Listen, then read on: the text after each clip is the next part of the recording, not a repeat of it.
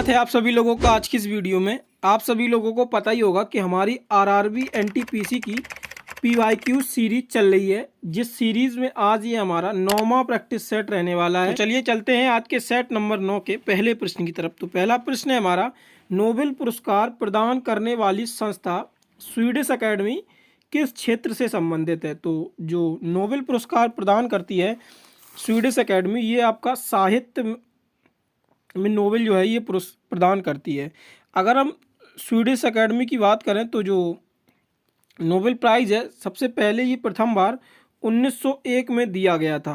और जो अर्थशास्त्र का नोबेल प्राइज़ है ये कब जोड़ा गया था? तो ये 1969 में जो है अर्थशास्त्र का नोबेल प्राइज़ जोड़ा गया था।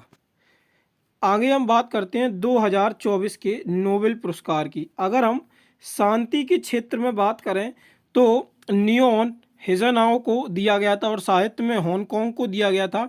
भौतिकी में 2 लोगों को दिया गया था, ज़्यूफो हिंटन और जॉन हॉपफील्ड को। ये आपको 3 जो है नोबेल पुरस्कार 2024 के याद रखने हैं। अगला प्रश्न देखते हैं। अगला प्रश्न आता है, इंटरपोल का मुख्यालय कहाँ पर स्थित है? तो इंटरपोल का जो मुख्यालय है ये आपका कहाँ पर स्थित है? तो इसका राइट आंसर क्या होगा? इसका राइट आंसर होगा फ्रांस। जो इंटरपोल का मुख्यालय है ये आपका फ्रांस में स्थित है। आप सभी लोगों को पता ही होगा कि आप लोग जो पिछले वीडियो के साथ जुड़े हैं तो आप देख रहे होंगे कि जो हेडक्वार्टर्स हैं या जो यूएनओ की बॉडीज़ हैं, इनसे रेगुलर प्रश्न हर सेट में देखने को मिल रहा है। तो ये टॉपिक जो है बहुत ही इंपॉर्टेंट हो जाता है। वहीं अगर हम अन्य जो हमने पिछले सेट में रिवीजन किया है उनकी अगर हम बात करें तो संयुक्त राष्ट्र का हेडक्वार्टर कहाँ पे है? तो संयुक्त राष्ट्र का जो हेडक्वार्टर है वो आपका कहाँ पे होगा? न्यूयॉर्क यूएसए में संयुक्त राष्ट्र का होगा। अगर हम वर्ल्ड बैंक की बात करें तो वर्ल्ड बैंक का हेडक्वार्टर कहाँ पे? तो वाशिंगटन डीसी यूएस में वर्ल्ड बैंक का हेडक्वार्टर है। और आईएमएफ मतलब जितने भी मनी रिलेटेड है वो आपका वाशिंगटन डीसी से संबंधित होता है हेडक्वार्टर, ऐसे आपको भी याद रखना है। तो आईएमएफ जो अंतर्राष्ट्रीय मुद्रा कोष होता है तो उसका हेडक्वार्टर भी वाशिंगटन डीसी में ही स्थित है।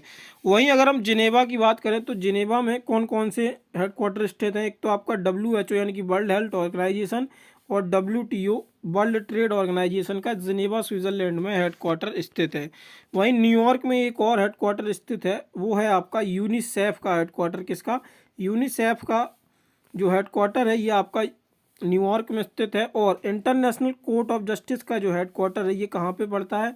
तो आपका द हैग जो है आपका ये इंटरनेशनल कोर्ट ऑफ जस्टिस का हेडक्वार्टर यहाँ पे पड़ता है। और आप सभी लोगों को बता दें कि अगर आप लोग इस वीडियो के पीडीएफ को प्राप्त करना चाहते हैं तो पीडीएफ का जो पीडीएफ होता है ये हम आपको टेलीग्राम चैनल पर प्रोवाइड कराते हैं। तो इसका लिंक आप लोगों को डिस्क्रिप्शन में दिया गया है टेलीग्राम चैनल का, और कमेंट बॉक्स में पिन कर रखा है, तो वहाँ से आप लोग ये पीडीएफ प्राप्त कर सकते हैं। सॉरी। अगला प्रश्न आता है, राज्यसभा के प्रथम सभापति कौन थे? तो राज्यसभा के जो प्रथम सभापति थे ये कौन थे? तो इसका राइट आंसर क्या होगा? इसका राइट आंसर होगा डॉक्टर सर्वपल्ली राधाकृष्णन। ये राज्यसभा के प्रथम सभापति थे। और अगर हम इसमें बात करें राज्यसभा की तो ये आपका जो होता है संसद जो है 3 अंग होते हैं। 79 आर्टिकल में ये संसद आता है और 80 में आपका राज्यसभा आता है और 81 में जो होता है वो आपका लोकसभा आता है। और जो राज्यसभा का सभापति होता है वो उपराष्ट्रपति होता है। तो वर्तमान समय में उपराष्ट्रपति कौन है? राज्यसभा के जगदीप धनखड़ उपराष्ट्रपति हैं। लोकसभा के अगर हम अध्यक्ष की बात करें तो वो ओम बिरला हैं। अगला प्रश्न देखते हैं। अगला प्रश्न है हमारा, निम्नलिखित में से कौन सा राज्य पाकिस्तान की सीमा पर स्थित है? तो ये आपको गुजरात, पंजाब, राजस्थान, हरियाणा, ये आपको ऑप्शंस दिए गए हैं और यहाँ पे आपको ये कूट भाषा में लिखना है कि कौन सा राज्य जो है वो पाकिस्तान की सीमा पर स्थित है।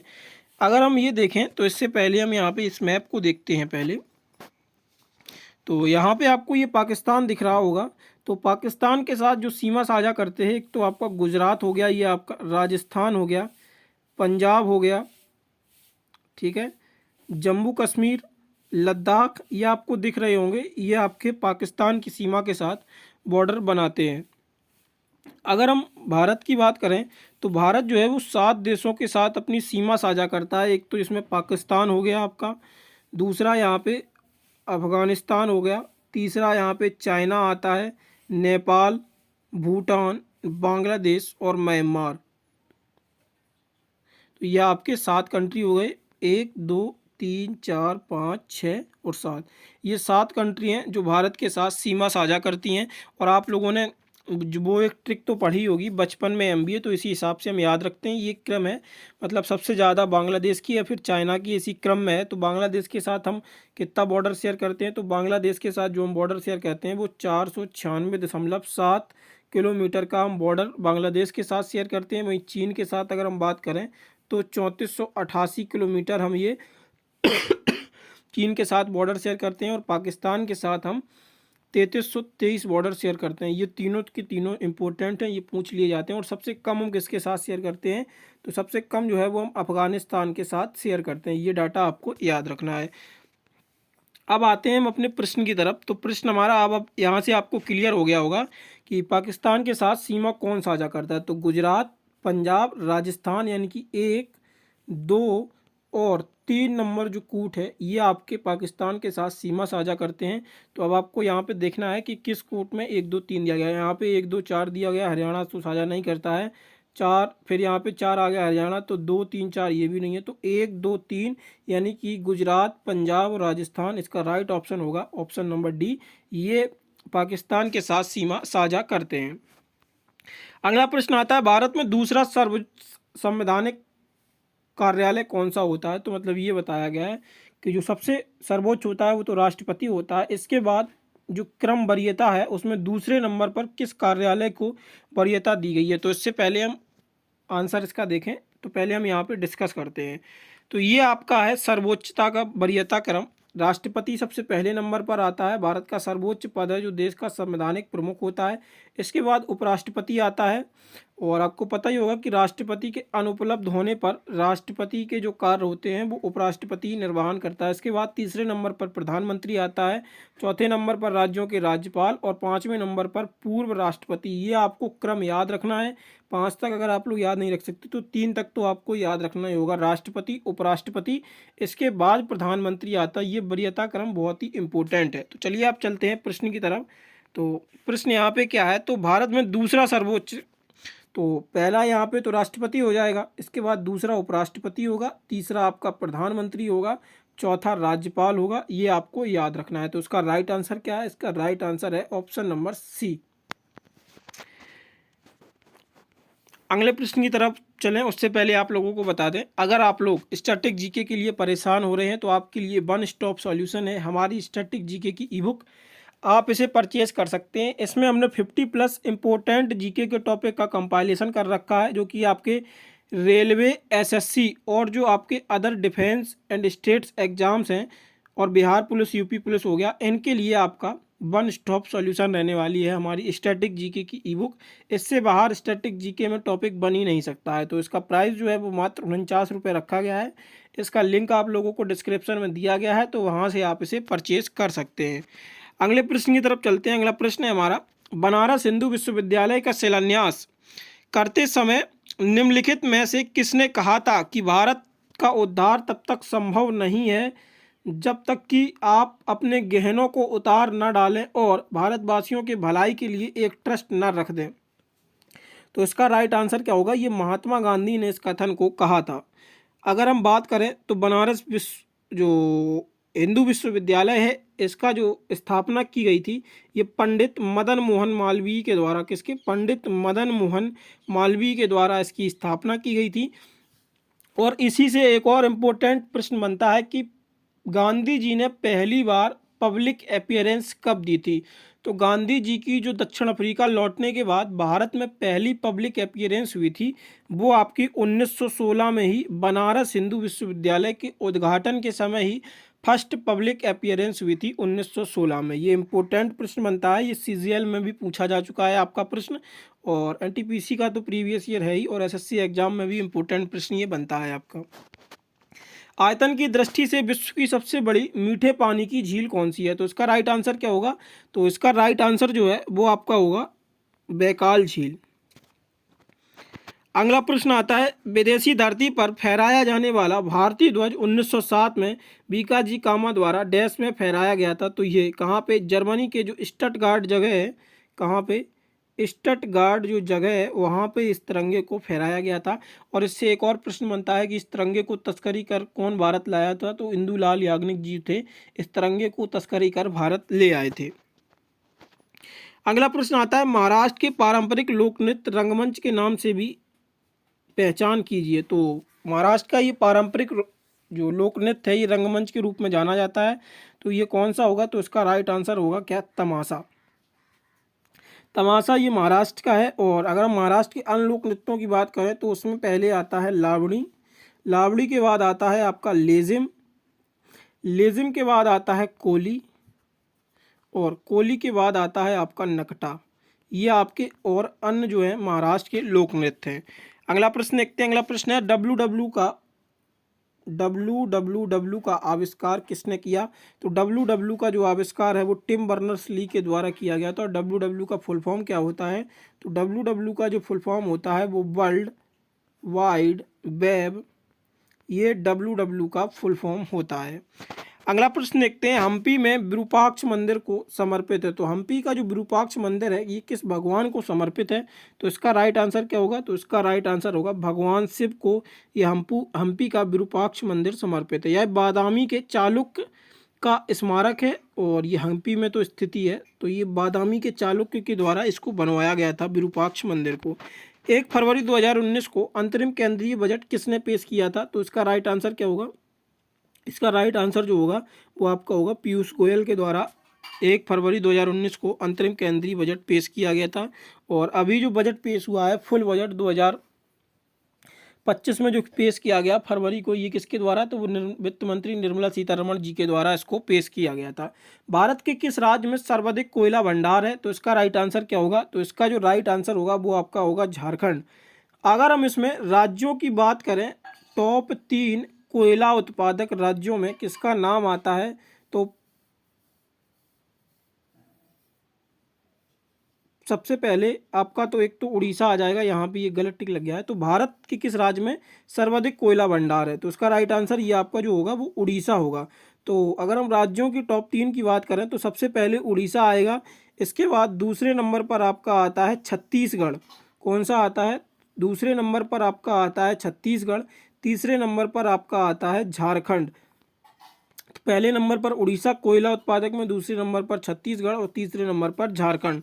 अगर हम वहीं देशों की बात करें तो टॉप 3 देशों में कोयला उत्पादक कौन से हैं, तो पहले नंबर पर आपका चीन आता है, दूसरे नंबर पर आपका भारत आता है, तीसरे नंबर पर आपका अमेरिका जो है ये कोयला उत्पादक में आता है, ये आपको याद रखना है।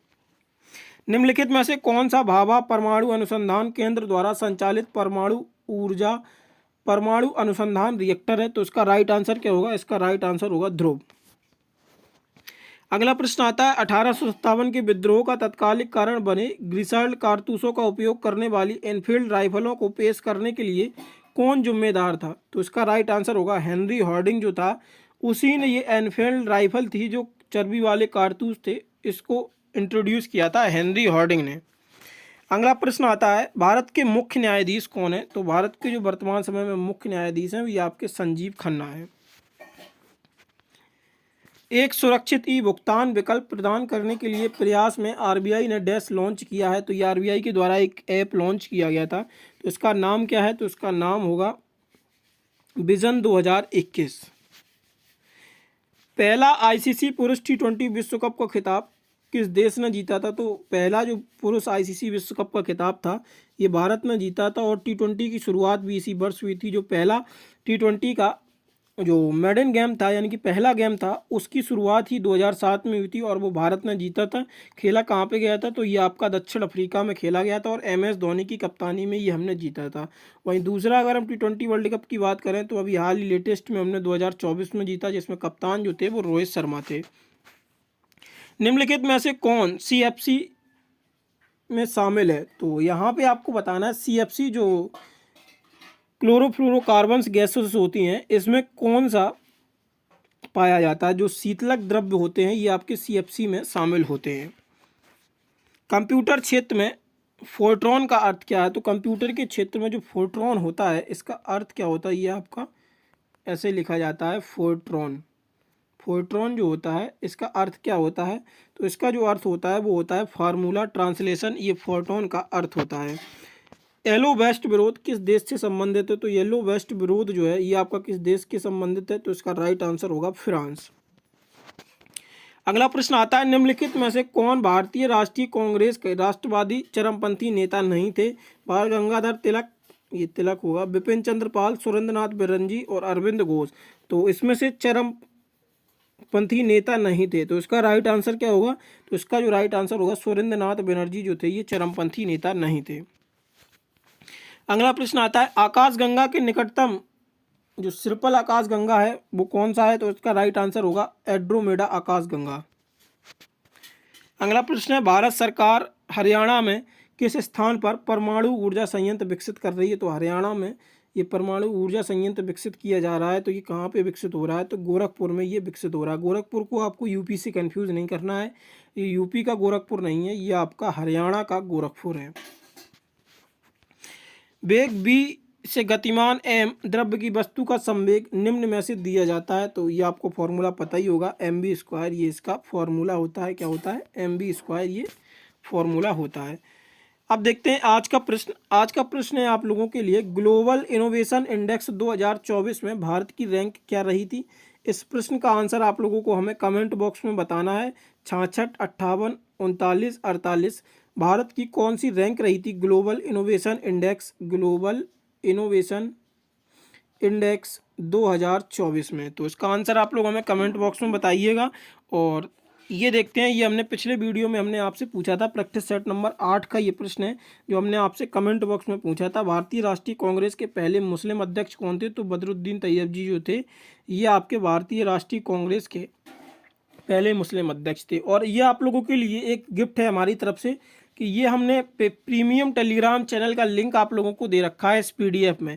तो पीडीएफ आप लोगों को पहले टेलीग्राम चैनल पर जाना है तो ज्वाइन कर लीजिएगा, उसका भी लिंक आप लोगों को कमेंट बॉक्स में पिन कर रखा है अभी कुछ ही वीडियोज़ में, जिसमें आप ये प्रीमियम टेलीग्राम से जुड़ सकते हैं। यहाँ पे नोट्स, क्विज़, सारा कुछ फ्री ऑफ कॉस्ट आपको प्रोवाइड किया जाता है। तो आप लोग इस टेलीग्राम चैनल से ज़रूर ज्वाइन होइए जितना जल्दी हो सके, क्योंकि ये सिर्फ लिमिटेड स्लॉट्स हैं, यहाँ पे फिर हम ये लिंक आपको नहीं देंगे। और अभी आपको लिंक इसका जो है वो कमेंट बॉक्स में भी मिल जाएगा, तो वहाँ से आप इसे ज्वाइन कर सकते हैं। और बाकी आप लोगों को बता दें हम कि हमारा ऐप भी आ चुका है अब।